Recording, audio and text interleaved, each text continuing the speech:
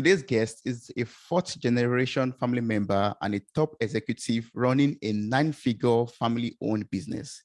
As the Vice President of Human Resources and Internal Distribution of ABC Fine Wine and Spirits, he oversees 126 stores in Florida and over 1,600 employees. Welcome to the show, Charlie. How are you doing?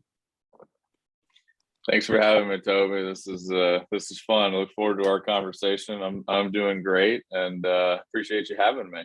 Thank you so much for joining me today. As I said before we started recording, I'm super excited to be speaking with you, and also, with everything that you've achieved so far, and everything that you do currently. Like, I'm super inspired by your work.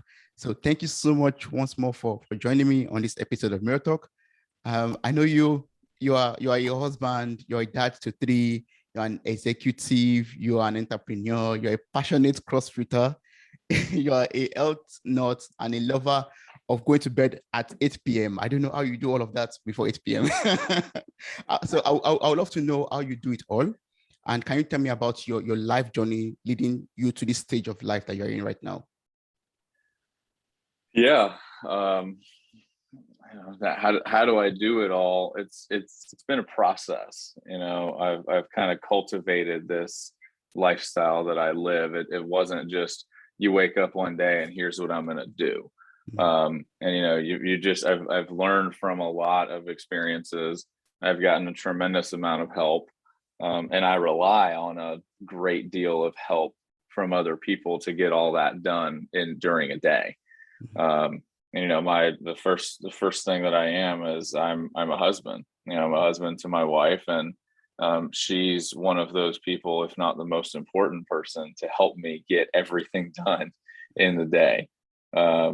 She's more than just a wife and a partner. I mean, she's a rock to me. She's my confidence builder. She's the one who says to me, like, yeah, you can do this. Of course you can. I mean, I think it's a cheat code to life to having a partner that is supportive of you. And I mean, we've been married for 10 years. So that's just, our relationship has continued to grow. And that's impacted everything that I've been able to do and made me a more confident executive, a more confident, father, husband, everything. So, I mean, it all starts there. And then we've got three little kids, they're ages 8, 6, and 2. And, I'm not the stay-at-home dad that is with them all day, every day. But also, I don't travel a ton for work. I try not to. I try to be home, for dinner time at night. I take our 2 big kids to school every morning, and that's just kind of when my day starts. And how do I get a lot of things done? Well, I work out most days before they're ever awake. Or I'll go to the gym directly after I drop them off in the morning, which is still relatively early. I'm not working out at 10 a.m., but it's 7 a.m. still pretty early. So you can get a lot done, but also just being effective in the gym. Like I can torch myself in 20 minutes. I don't need I wish I could do it in an hour and a half, but there's just no way I can devote an hour and a half of time to that. So, you got to maximize what you can. And sometimes that's 20 or 30 minutes, but I've cultivated over, decades of working out and 5 years of doing CrossFit, how to do that properly. And then, on the executive front, in the family business, and then on the entrepreneurial side, I have got the most amazing people that I get to work with every day that help support everything that I do on both fronts. My entrepreneurial company, CB Supplements, I've got 6 or 7 awesome partners and 3 or 4 other support people that are just amazing. My corporate job, the family business, I've got dozens of just high performing people that I get the pleasure to work with every day.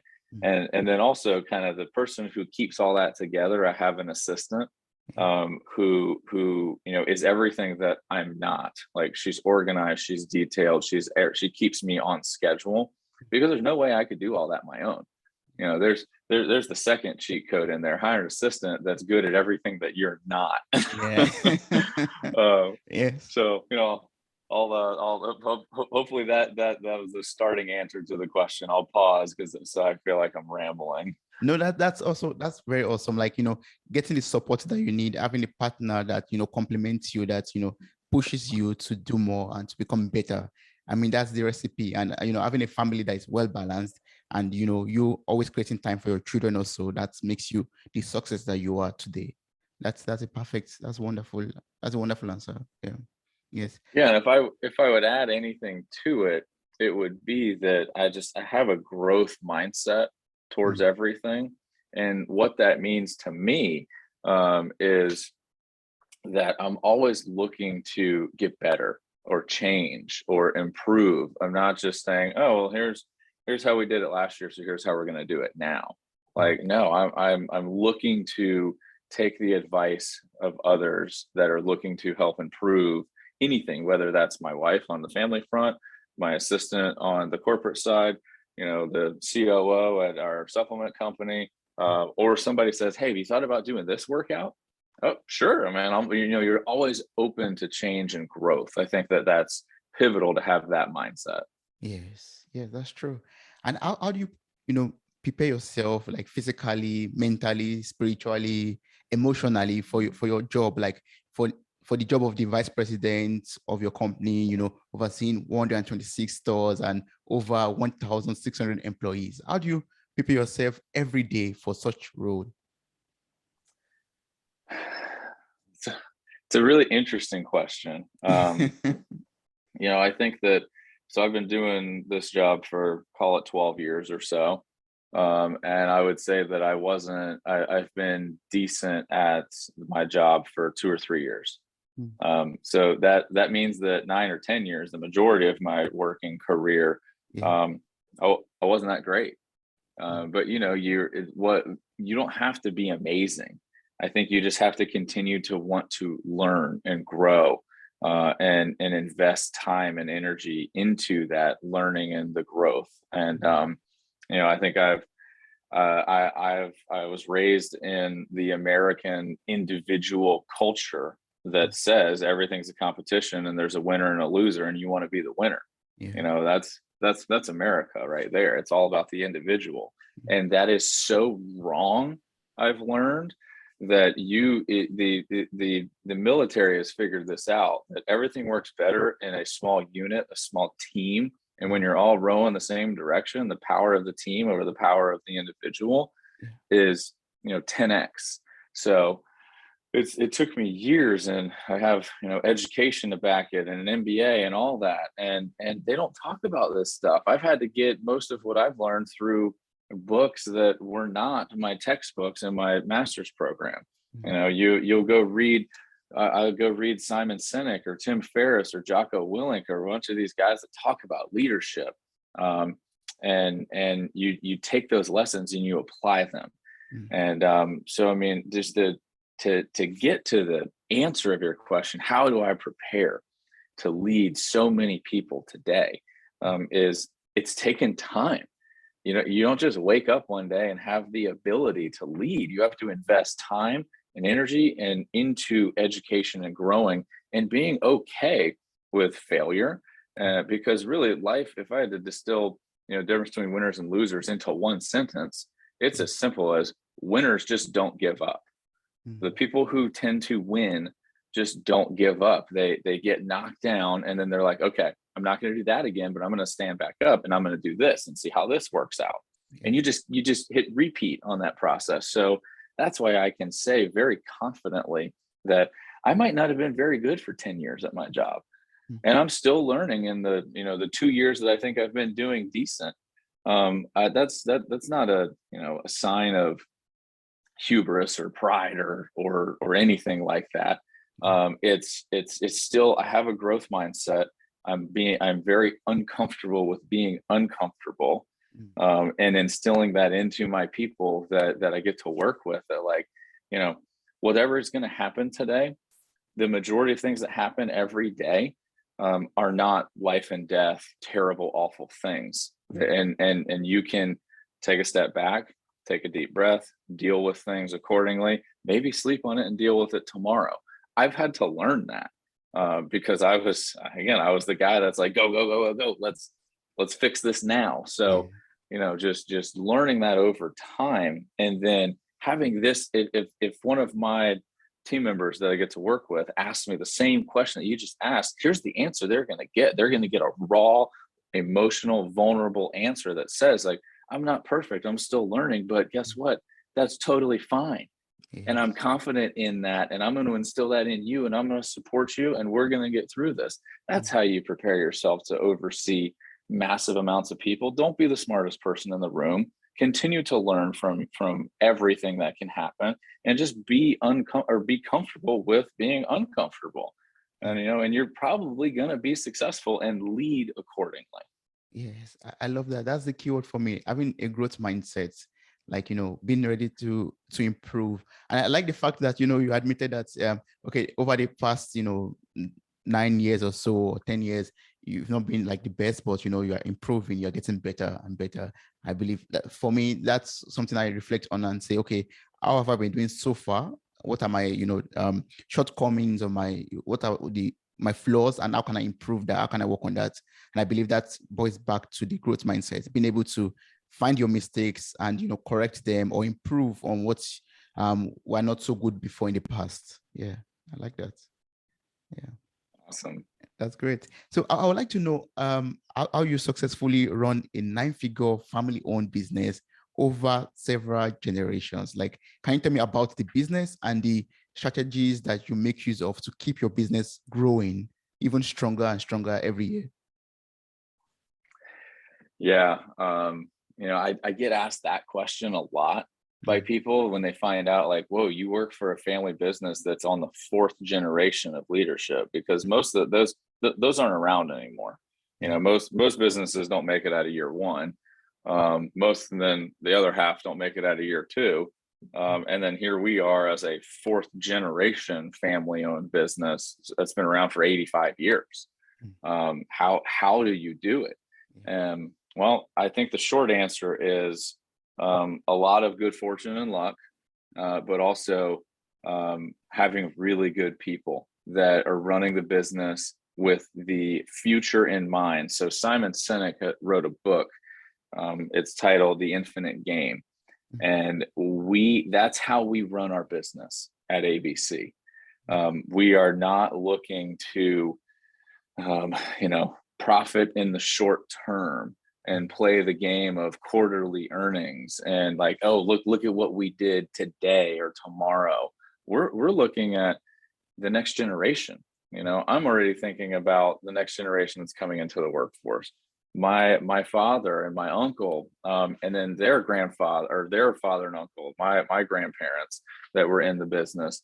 We were always thinking about playing the long game. Where are we going to be in 20 years? And that's a super hard question to even think about in today's world, because 20 years ago, we didn't have iPads or iPhones or the ability to even do what we're doing. So it's hard to get the perfect strategy of, well, here's what we're going to be doing in 20 years. And that's not at all what I'm talking about. What I'm talking about is you're keeping the integrity and the long-term vision of the company at the heart of every decision.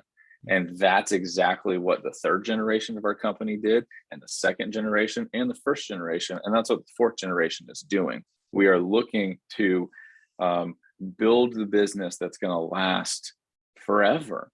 And we're going to make our decision. And, a lot of people say that.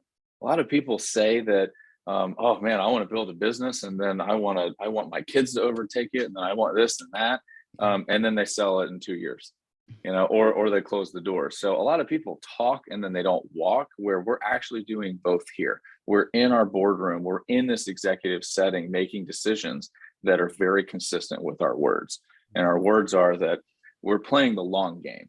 We are investing in the future generations that will work for us, whether they're family or not. We're going to do what's best for our employees, not what's best for our board of directors or our shareholders. We are investing in the long-term future of the company. And that is what drives decision-making in our business. And that's how you can be around with a combination of luck and good fortune for 85 years. Wow, that's so amazing. And how do you, successfully plan or, lay out a plan or structure for a business to last that long, to last over 80 years? How do you do that? So I think that we certainly don't put on paper like here's our 10-year goal of where we're going to be and what we're going to do Mm, um, with the specific number of stores or the items we're going to sell or the business model. I think it'd be crazy to try to forecast that. However, what what we're able to do so well, and to answer your question, is we are looking to always adapt and change. It gets back to that growth mindset where most businesses have a fixed mindset and they're trying to protect what they've already built. yeah. Where the 12 years that I've been at ABC, I have seen our brand change 3 times. I've seen our store design change 3 times. Like Mm, it's not we're not staying stagnant mm, and saying, oh, we did this, so we're going to keep it. No, no, no. We'll tear it down and reinvest and do it again because that's what the consumer has asked. That's what that's we look at competition, mm, not as the enemy. We yeah. look at competition as other businesses that are making us better. Mm, And really we are our own competitor. We're trying to outdo ourselves every day. mm, It gets back to, are you a growth mindset company and mm, you're okay with change and you're mm, okay with being uncomfortable and mm, investing in the long term? Or are mm, you fixed mindset trying to protect everything? You're trying to preserve the past. You're trying to preserve that. Well, this is the way we've always done it. Well, yeah. that business is the old dog. You can't teach new tricks. We Mm, are not. We're the opposite of that. We're the dog that wants to learn how to jump over the fence. So tell us how, or we're going mm. to figure it out. Yes. Wow. It's not just about making a profit, but also about, growing, improving your processes, improving the way everything looks like in the company. Yeah. Yes. Wow. But I would love to know what does ABC stand for? Like I've been trying to crack my brain around it. That is it like from a family, from names combined together, something corporation? That's another question I get often. What does ABC stand for? Mm. Honestly, it stands for nothing. It was the first number in the phone book in 1936 when Jack Holloway, our founder, started the business. Ah. And also, over here in the States, you have ABC stores in other states, Ohio, Virginia, Alabama, and it stands for Alcoholic Beverage Control or Commission. Mm. So that is an acronym. Adult Beverage Commission. I've heard it everything, but I'm pretty sure it's Alcohol Beverage Control. Mm. So ABC. So when Jack starts his business in 1936, he's like, well, I'm just going to call it ABC because all these people come down to Florida to vacation. They're Yes. going to know exactly what it is. It's an ABC packaged liquor store. Mm. Boom, there you go. Yeah. And we've branded the ABC to stand for always be celebrating, Mm. which is very consistent with our brand. I mean, heck, we're selling booze. Most of the Mm. time, 95% of people that come in our stores are celebrating something. Mm. Now, whether they're celebrating a wedding, Mm. they're celebrating the life of someone that they love, or they're celebrating that it's Tuesday at 5 o'clock and they're going to go have a glass of wine with their friend. Yeah. If you work a shift in our store, it's a whole lot better than working at a hardware store. Mm. Because most people walk in and they're like, yes, wow, I'm at a beautiful store that is selling a product that's going to enhance my celebration. Mm, yeah, like ABC. Yeah. Yes. Earlier you were talking about, you have this board of directors, you have the executive that you all sit together, draw the plans for the company, for the business. So, and from our little understanding, I know it's very important to have, the right people in the right position of a business to make the right decisions also. So can you teach me how you successfully do that? How do you, find the right people for the right position to make the right decision to move your company forward? So the one word answer to that is time. Hmm. Also said patience. Yeah. And now I'll explain what that means. Don't worry. Yes, please. But so what that means is that you've got to give people time to understand their job, to understand the industry. Heck, I was given time. Part of that 10 years I talked about earlier that I wasn't very good at my job, I'll say, because I was still finding my way. I'm still finding how we do things at ABC and our company culture and what my job really is and what I'm doing. Yeah. And by the company and the executive team giving me time to grow into my role, that's how I ended up running human resources. Because I don't really care too much about our products that we sell. I'm not a huge consumer of adult beverage. I'd rather spend more time in a CrossFit gym. That's just who I am. But I absolutely love the people that work in our stores and work in our warehouse. So I figured that out through time, that I need to oversee the warehouse. I need to oversee, the all of human resources that touches the lives of every single team member. We touch their payroll, we touch their benefits, we touch their training and development, their succession planning, and we also get to interact with team members on the employee relations side when things go bad. But I love that because, again, we look at HR from a growth mindset that when someone makes a mistake or we need to fire somebody, we have an opportunity to make it as best and as right as we can. Like, that's a different way of looking at HR, but I found that out through time. And it's the same thing with other executives that we've hired. So many people get hired and then 2 months, a year into it, it's like, oh no, we just don't, this isn't a good fit. I don't like this. I'm going to leave. I'm going to, voluntarily resign from the business. And if somebody wants to do that, we support them. We're all for it. But our best executives and our best team members, our best store managers, everything, they have been patient with learning the job, the business, giving themselves time to grow. And then, at some point, and everybody's a little different, but at some point, maybe it's year 2, maybe it's year 4, maybe it's year 10, an eruption happens and 1 + 1 = 7, as opposed to equaling 2, because you have given the person, I mean, it's why you can just tell by the tone of my voice how much I love talking about this and talking about HR and the people, because I was given 10 years to figure out how passionate I am about the people that work for us.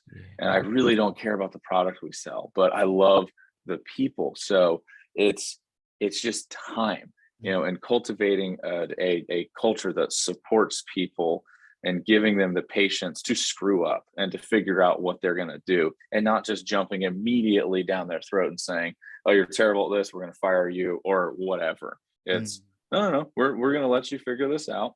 And when you do, an eruption happens that I talked about. That's the 1 + 1 = 7, because you have an engaged, willing person doing the job that they love to do. Like, they're going to put in more of the effort, and most of the time in what they're doing, they're going to do it better than someone who's not engaged or not loving what they're doing. And that just takes time. Yes. Wow. So that means one has to invest that time into, building your knowledge or building, your expertise in an aspect of a business, for example, and to know if you truly love what you are going to do in the business too. Yeah. Oh, great. Yes, I love that. But in this time and period that we are in right now, during the pandemic, a lot of businesses suffered huge losses. Like a lot of businesses that even had to close up because of no more funds, no customers. How are you able to thrive through that period of time, through the COVID pandemic? How are you able to come out of it successfully, or still thriving through it right now? Yeah, there's certainly, I mean, everything I'm talking about with, investing in your people and playing the long game, investing in the infinite game. There's certainly a dichotomy there, because in order for a business to stay alive, you have to make money, or you have to at some point, show a profit so that you can continue to operate the business. Even if you are financing it through debt, and a bank line of credit or something, the bank wants to see that you're cash flow positive before they do that. And I get it. And because the bank's same thing, they have no money, they're not going to be a bank. It's kind of like our bodies aren't going to work if your heart's not pumping blood everywhere. So, you can read every book you can to better your brain. You can go do a workout, you can sleep, or you can do a number of things. But if your heart's not pumping blood, none of that matters. So it's the same thing with business. You have to have a plan to either become or be financially successful or show that plan. And then you got to do it. You got to execute on that strategy. So there is a dichotomy there. And you know, we're just one of those businesses that figured out, you know, throughout COVID, where to meet our customers, where to meet the demand, where to meet them in the shopping experience, give them what they want. Therefore, we did pretty well during COVID. I say during, I think it's still probably going on a little bit. Yeah. Florida is a little different than the rest of the world, as we talked about, but and that's just part of the luck and good fortune that we're operating a business in the United States, in the state of Florida. You know, if we were in Ohio, it might be a little different because it's a different form of business government up there. It's a whole different landscape. The weather's different. You know, we have the beach and sunshine here in a desirable location. So that's some of the luck and just good fortune that we're not in control of that. But once we recognize it, we're certainly going to capitalize. That's the difference between someone who says that they're lucky or they see good fortune or they see the luck and then they take it. You know, I mean, that's my definition of luck, is that, you know, it's not just you win the lottery because you got the right numbers. That is pure luck. But, you know, from a business setting, you're looking at what's going on, you're looking at the trends, and you see, oh, we are in Florida. We're not in Illinois. You know, we're not in one of these other states. Let's capitalize on this. Let's turn the Titanic left because we see this. That's the intersection of luck and execution that, like, bam, we're just going to hit it. And then that's exactly what we did during COVID. So, you know, you have to have a really emotionally intelligent team to do that. You have to be looking at the long term and playing the long game.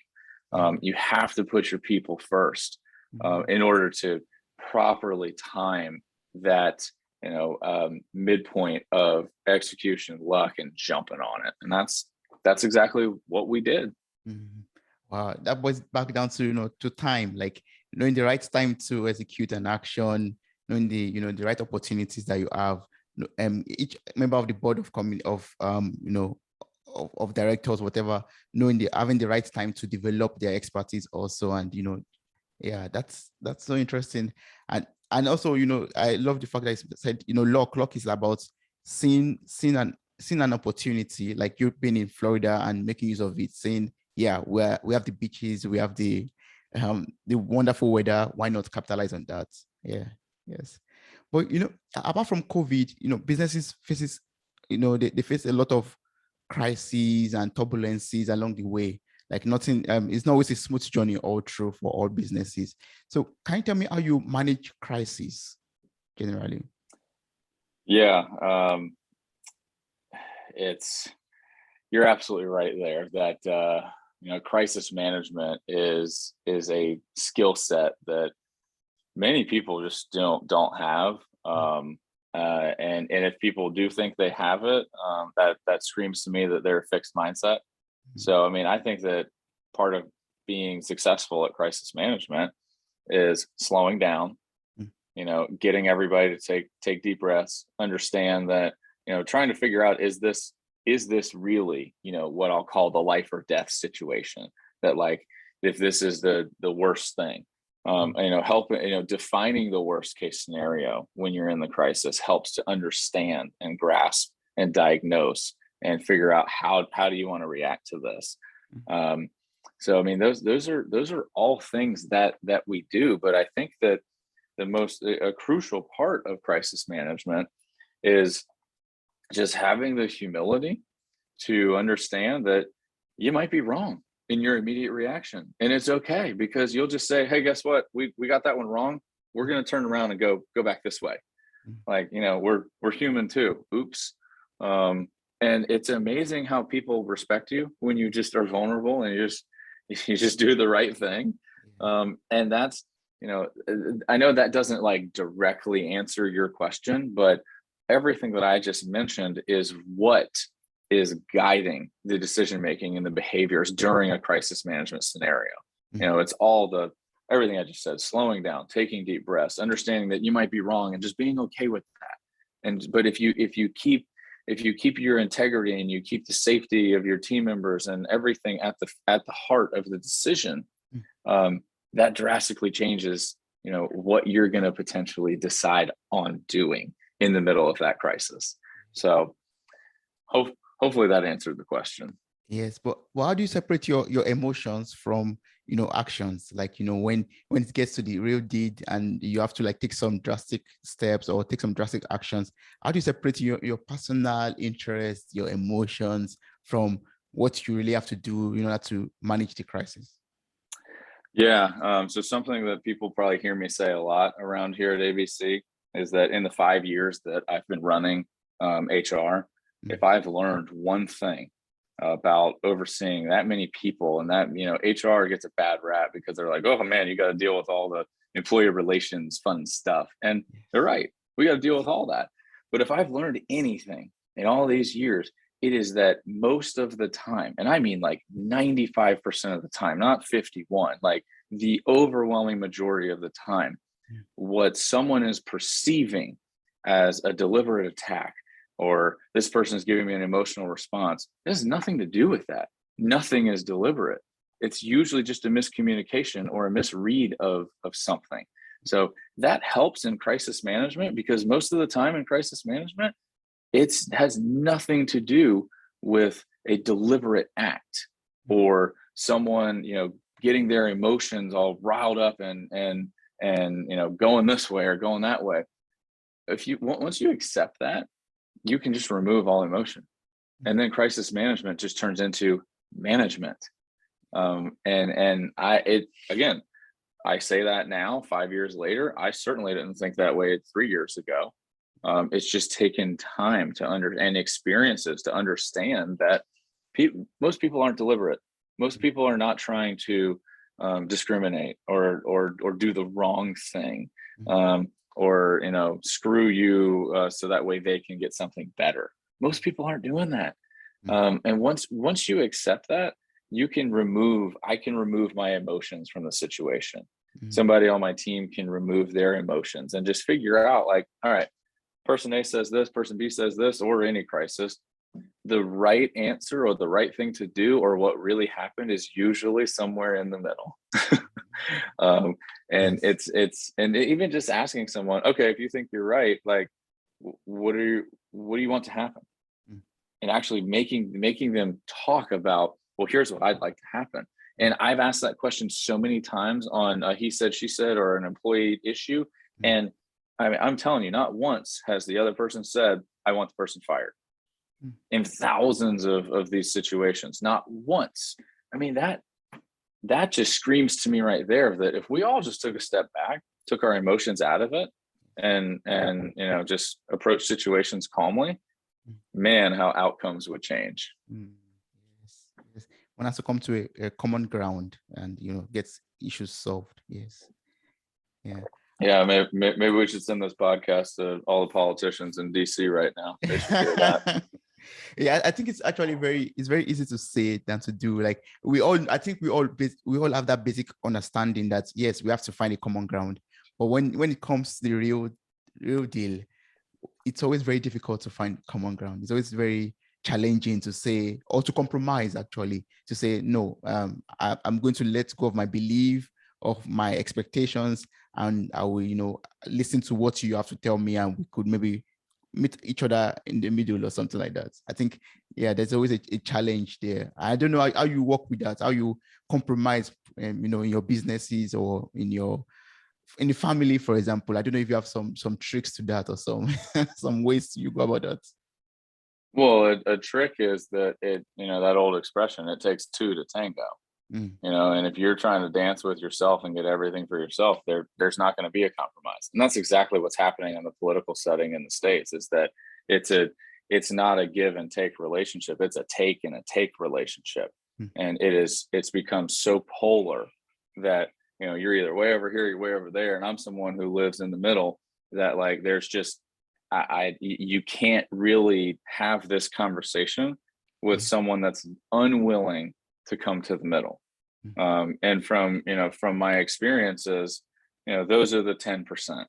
of the situations that, those are the times where we have had to let people go, or we have had to, side one way or the other, as opposed to finding middle ground. Because if someone's just unwilling to go there, why are we even talking? What's the point? Like, True. you're not going to concede anything. You're not going to admit that you might possibly be wrong. So why are we even having this conversation? That's very true. That's very, very true. Yes. So I would love us to talk about CB Supplements. You are the founder and the CEO of CB Supplements. And astonishingly, you're also the vice president of ABC Fine Wine and Spirit. Like, can you tell me about CB Supplements and tell me how you run both of them? Yeah. I'm just when you're a growth mindset, it's a lot easier to be an entrepreneur and want to, find a problem and try to fix it. And where CB Supplements came from, I think that most of the best ideas that get turned into businesses, the founders typically create a product or a service or something that like scratches their own itch, so CB Supplements sells collagen protein, and that's it. We don't sell any other supplement. It's just other, different sizes and flavors of collagen protein, which is the protein that's in your joints and ligaments and your skin and your bones, and a lot of internal organs. When you look at your elbow, you go, oh, wow, I wonder what that is. Well, it's cartilage, it's bone, it's tendon, ligament, skin. All that's collagen. Yes. So where the business came from is just I was getting my MBA. I've been in a growth mindset. I love the health and wellness space. It's part of what I oversee at ABC in HR. Is we've got a massive healthcare plan, that our team members purchase. So we're a self-insured business. So that's part of the world that I like to play in. I handle a lot of the back office stuff for ABC. So, and the healthcare plan is one of them. So I was an active user of other brands, collagen protein powders, and that naive, optimistic entrepreneurial spirit. I'm just going to go do this myself, create a business, and I did it. So I mean that's really, I said earlier, the difference between a winner and a loser is the winners just don't give up. It's the same thing when you start a business. Like if you want the business to succeed, you just roll with the punches, you deal with what's happened. And that's how CB Supplements has been in business for 4 years now, and are we profitable? No, of course not. But do we have good cash flow, and we're reinvesting in the business, and we're loving every minute of it because we're playing the long game. We're not worried about, not being in business next year. Oh my gosh, what are we going to do? Like, no, we're going to do this the right way. That's how we've been in business for 4 years. So, we sell a product that I thoroughly believe in. It's been a huge part of my journey as a parent and overseeing the health of my kids and myself. And, everybody says they want healthy kids, but then they're an unhealthy parent. Well, I'm one of those people that's going to, walk the walk and talk the talk. So I want healthy kids too. Well, that means that I got to be healthy. Yes. And I got to take care of me in order to lead them. And that's part of the want to start CB Supplements is to, let me actually back that up. We're going to sell, a health and wellness product in this space that's going to help people and help people recover. And here we are doing it. And like, I love talking about the people at ABC. I love talking about IT and finance of the company. I love talking about health and wellness of the supplement that I sell. It's consistent with my brand, my personal brand, where I just love to talk about about all those things to anybody that wants to hear it, because I've learned so much from the community that's helped me. If there's anything I can do to help others, and now we have a product that we can sell in the States that truly does help people with their joints and their digestive issues and their immune system and just recovering. So that's why we started the business. Yeah, that's awesome, because our health is our wealth. Like without our health, we can't move forward in life. We can't raise our kids in the right way or for a long period of time if the health is not there. Yes, and that's a very, very important industry, I believe. Yeah, health industry. Yes. So Yeah, and it's a really weird industry in the States. It's pretty unregulated, honestly. And a Mm, lot of supplements out there are just total garbage. mm, And so that's another reason why I wanted to create the product is, we get our product tested by the harshest third parties out there to say, no, no, no, this supplement is legit. It is so clean. An Olympian who gets drug tested for everything can take it. We have that certification. So, we want to have, we want to be the unicorn in the industry that's like, oh man, they're not just trying to sell their crap product to, on the shelves of XYZ retailer and make money. No, we're not concerned with that. Money's going to come. We're actually trying to help people get healthy. yes, that's the best thing. Like creating impacts and doing good things for mankind. Yes, yes, I like that. So far I've been able to learn a lot from you already. I've learned about the importance of time. I've learned about creating long-term goals. As you said also with CB supplement, also like you're not looking at making money right now. You're looking at the long-term goal of it and making sure that you can create a product that could help you and also help other people out there. So from your pool of experiences, how would you advise someone out there who wants to start a business or who is struggling with a business? How would you advise such a person? Well, I think that there's a couple of things. Hopefully, I'm allowed to give more than one piece of advice. Yes, please. um, you have to. It all starts with you. Mm, And what do I mean by that? I mean that you have to get excited about what you're doing, what you're selling, what your job is. mm, I have not always loved my jobs and what I'm doing, but what has helped me come to the point to where I do absolutely love my two jobs, being the corporate executive over multiple departments and having an entrepreneurial venture in the health and wellness space that I'm the CEO of the company.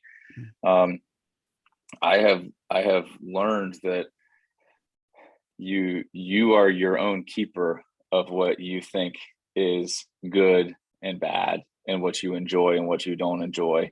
And if you can take care of yourself and your own mindset, and understand that you're in complete control, and that the difference between 4 years ago me and today me, where I didn't love what I was doing back then and I love what I'm doing now, is my mindset. And I just changed it to be in a mindset of gratitude mm, and understand all the amazing things that I have and I'm grateful for, mm, including the relationship that I have with my wife and the mm, support system that I have and the love that I have for my kids, and the fact that I am physically blessed and I do get to work out and train myself and train my body. And I know how to read and write so that I can read books and learn from so many other people.